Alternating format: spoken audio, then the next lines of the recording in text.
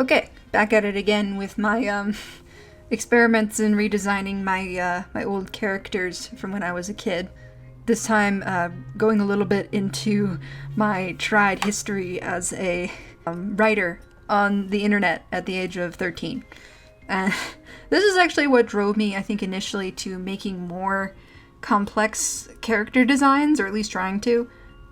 Because initially I wrote this and I didn't have a fully fledged, interest in making everything else myself, you know?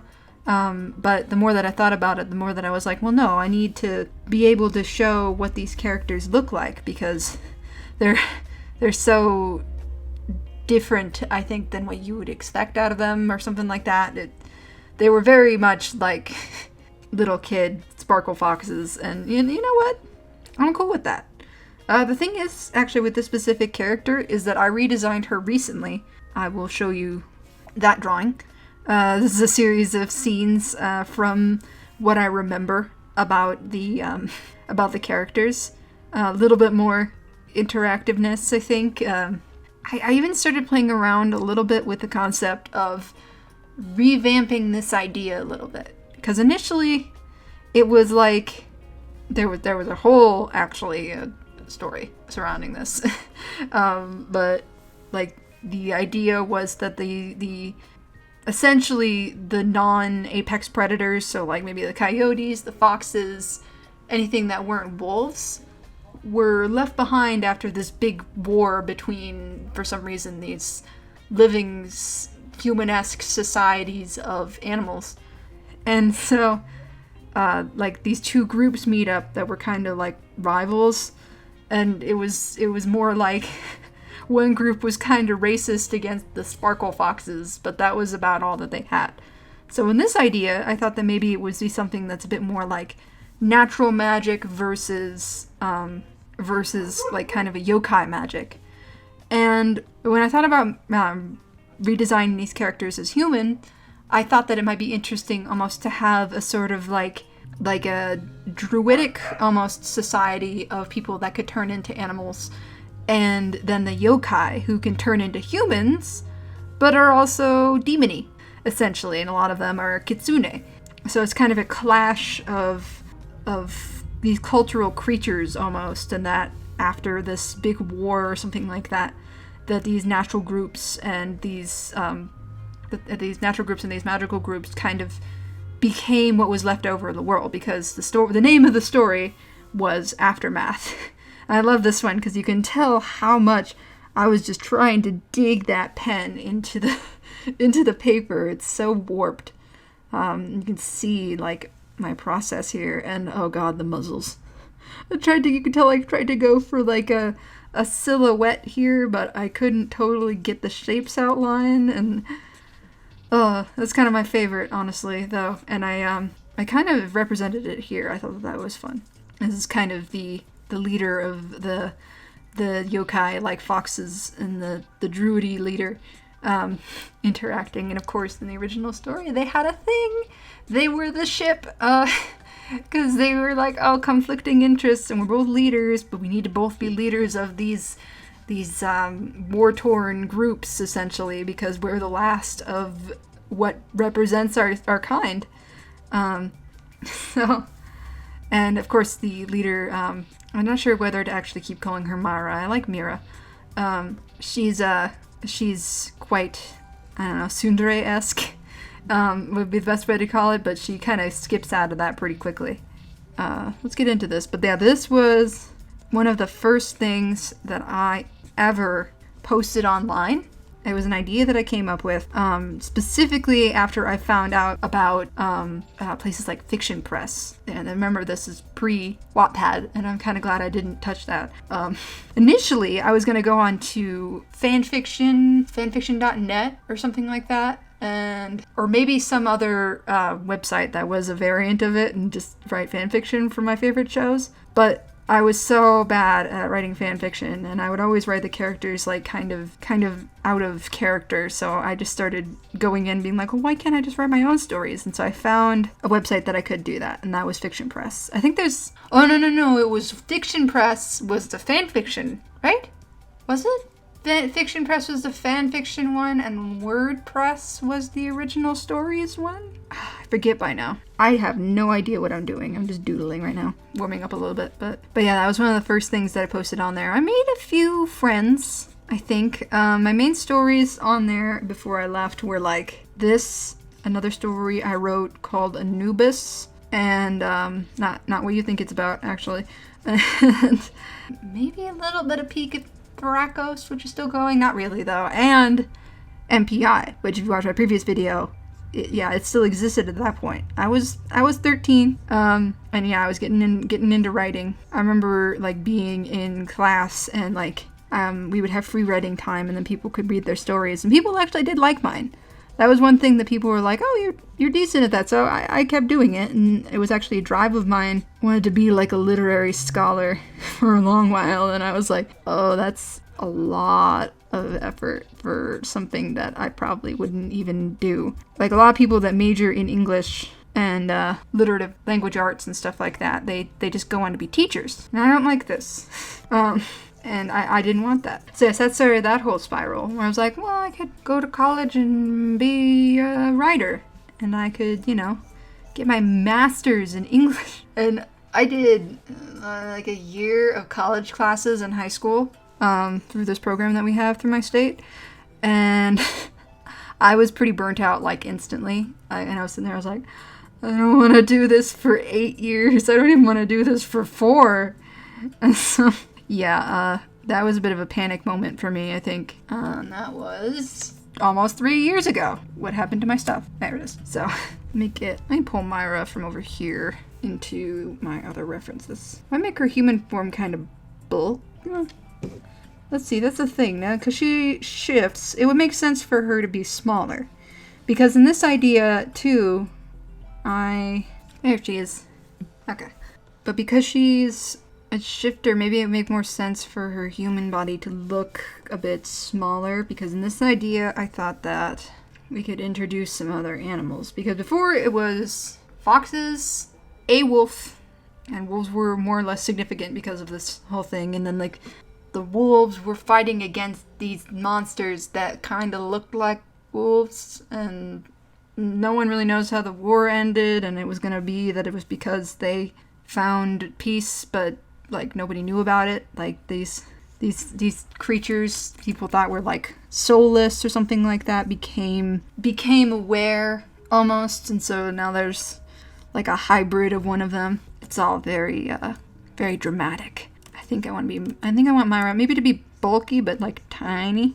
She's got like smaller proportions. I keep calling her Myra. That's because I'm used to it, but I think I'm gonna keep it like that. And yeah, because I've already kind of designed her as I would now, obviously, like I'm going straight into the human form as opposed to my last one where I'm like showing what I might have designed, showing the previous design in my style, because I essentially did that, like this is more the redo idea that I had. So it's 2 in 1 almost. This knee is bent a little bit. It's a super generic pose, but it shows her whole body, so it's nice. You can tell I do not carve out things the way that I probably should. I get there.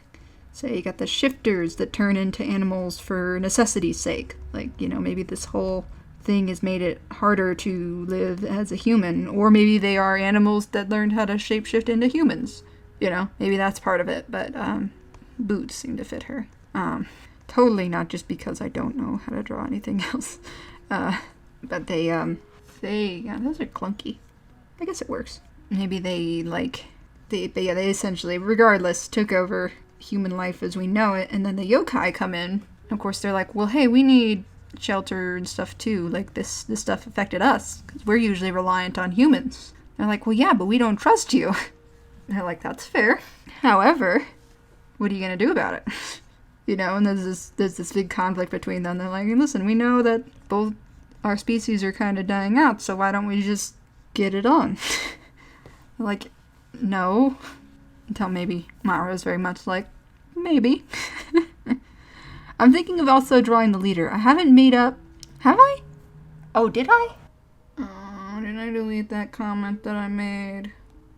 I must have. Oh, that's dumb. I think it was Seer. Yeah, I'll just keep it that way for now. If you can think of a different name for him, that'd be great. I remember actually it was ironic because like I was just getting into like anime and Vocaloids and stuff, so a lot of them had like Japanese sounding names. Like I think her brother's name was Kaito, which I believe is a Vocaloid.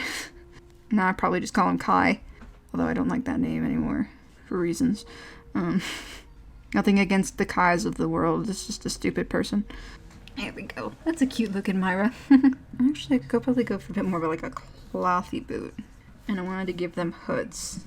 Going for more of a druidic, shifting nature, almost.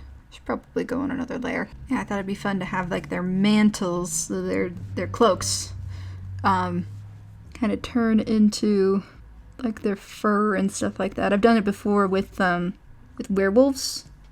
And I think I like that idea of like, instead of like a shifter losing their clothes, they transform into their clothes. I like her face here. And then maybe I'll try and draw her fox form next to her. Trying to figure out how her hands will lay in perspective.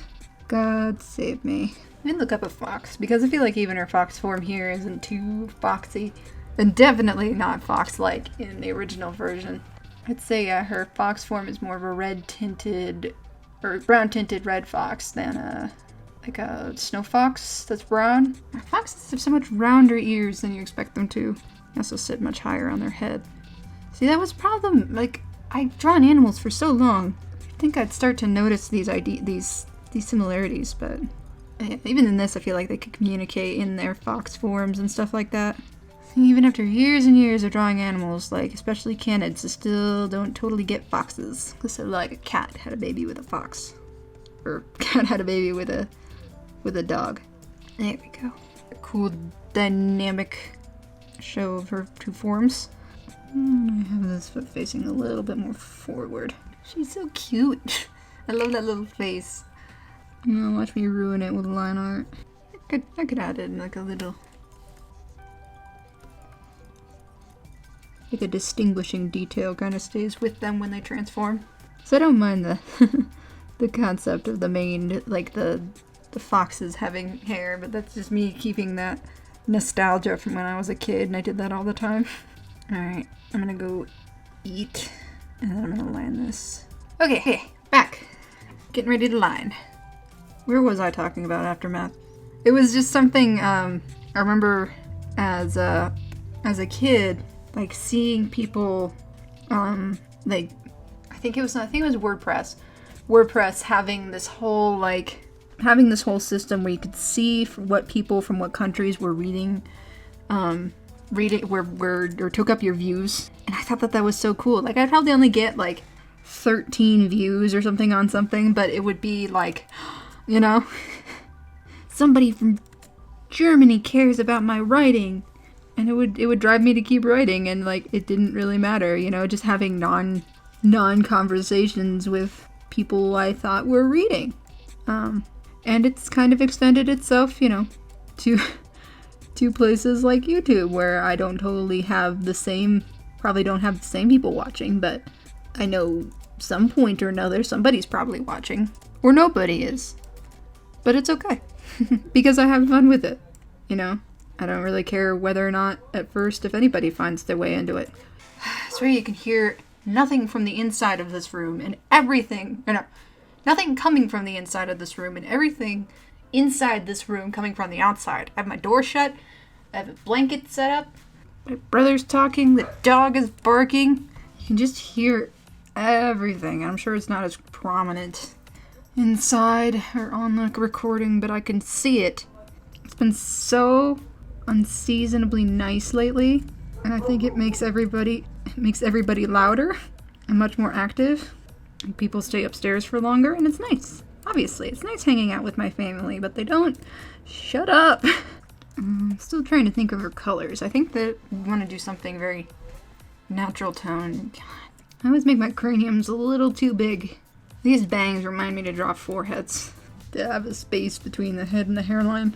And I think I want her to have, like, very natural colors, like her original design. So yeah, I have the front part of her cape kind of swoosh over the top here, and then this cut. so that the cape part kind of rolls over her arm. Comes back down here. And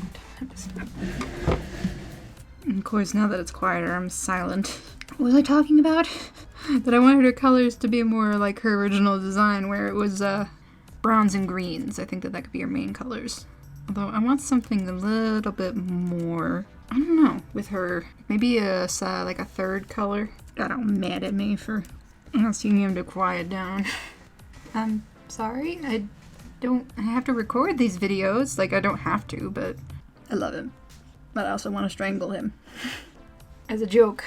Don't actually. That's how it feels with siblings sometimes, especially older siblings. I respect his space as much as possible, but he does not like respecting mine. And it's dumb. But it's okay.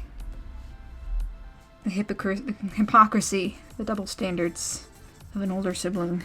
And it's funny because, like, thinking about it, like, I wrote this relationship between the characters, getting back to the story, where the relationship with the main character with her brother was kind of similar, that he would be, like, in her face and overprotective of her and stuff like that. And he was really kind of an antagonist to any of her ideas, because he was so overprotective, and I don't like that anymore, but I still feel like maybe he could be a little, like, kind of steps on her toes, even though he actually doesn't want to be a leader, you know, just because he knows her, and he knows her, but he also knows her as his little sister. And that's how I air out my family grievances and stuff on YouTube.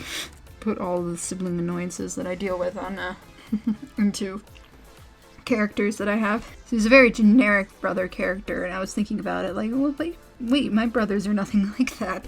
Like, it's so weird almost how people write siblings, and I think for the most part it's because they don't have them. My siblings and I have a pretty good relationship for the most part. You get to know someone on that degree, and I don't know, everything they do starts to become a little grating, because it's like, you, of all people, feels like you should know what I'm asking of you, and yet you just offer up all these. Yeah, the people that you love can be the ones that know how to grate on you the most, and they use it. That's definitely the case for siblings. This turned into a whole other conversation than I intended it to take it. I was just going to talk about when I was 13 and started doodling and writing. It's also what got me into digital art around that time, was like learning how to draw better via speed paints. I was obsessed with them when I first got onto YouTube, just watching it. Because I was pretty late to a lot of social media, and so I started catching up by using YouTube on my iPod, not iPhone. Yeah, like the blue under sketch. I never did sketches for a good while when I was a kid, and what got me into sketching was the aesthetic. And that sounds so dumb, but it totally was. And it's definitely a kid thing, like a young artist thing, and when you see other people do it, you're like, oh, please just sketch. This would look so much better if you just sketched it in pencil and then lined it in pen. I know it's effort. I know it is. There we go. Is that most of the lines done? Surprise myself. Let's get rid of these sketches. Dope. Dope. Oh, these hands don't look great. Hands in perspective. You want me to do what? Draw hands in perspective? Okay, her face still looks cute, so I'll consider that a win. Maybe I should make her braid less chunky here. You know, she doesn't have to have that much hair. We're not making Rapunzel. Actually, probably make her have relatively short hair. I mean, not relatively, but probably still be down to like her back, but that instead. Yeah, which reminds me, because she's turned a little bit, I should probably show a little bit of the bottom of her cranium here. She kind of reminds me of an Avatar character. Got those hands. I don't like the hands anymore. I don't like the hands anymore. Did I draw these with a 5? Is that why? If I go down to the 4 for the fingers, is it gonna look weird? It looks about the same. Let me zoom in on these hands here. Alright, that looks okay. Shall we color? Let's do this real quick first. I didn't realize that it outlined her hair. Crap. Actually, won't close up, won't say words, won't change that gap.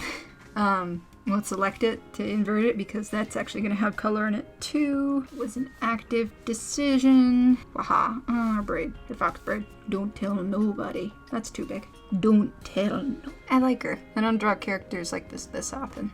Deciding skin tones is a chore. Yeah, I might even go for freckles on her. I just like freckles, okay?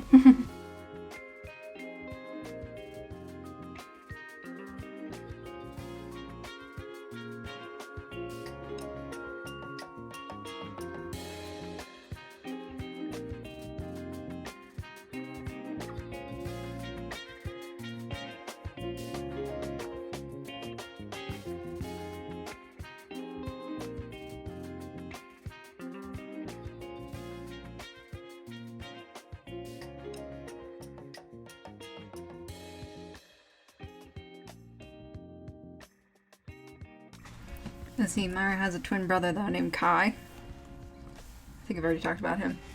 Actually, I'm not sure whether you can hear her twin brother or her older brother.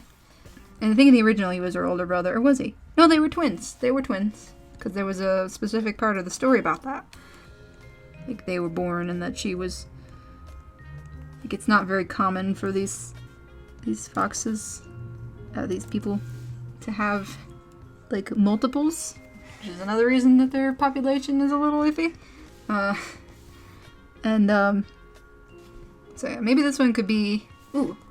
Okay, so yeah, the fox shifters and the yokai, who are like lesser demons, have to survive and fight against the like eldritch demons or whatever that took over their world. Bleeding in some of this color here.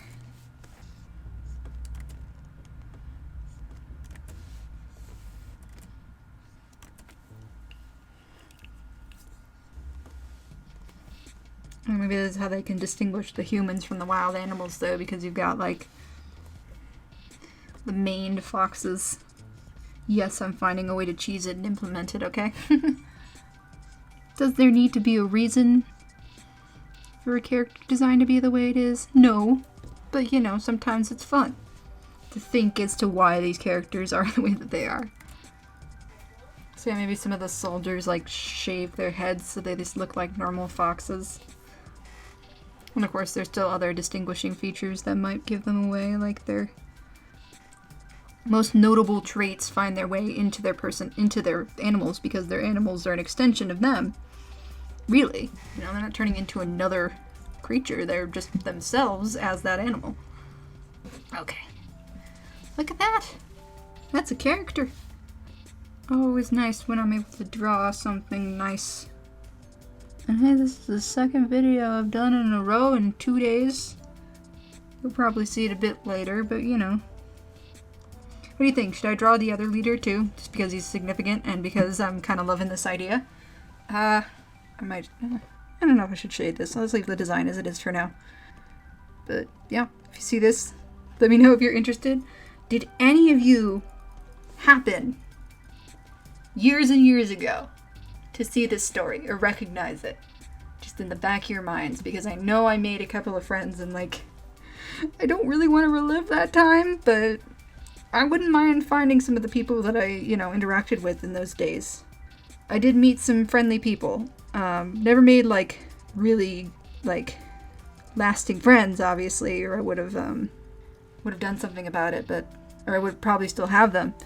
But I remember meeting this one person who was writing like a superhero story that I had some good conversations with. I really admired them, but never really talked to them afterward. So, but regardless, I'm gonna leave this here, and I will see y'all next time.